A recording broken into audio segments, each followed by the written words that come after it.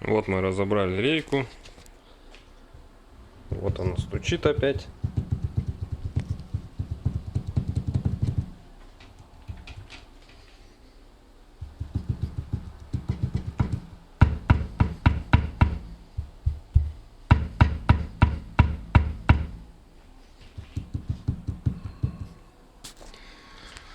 Вот у нас снятая рейка у нас без подрамника.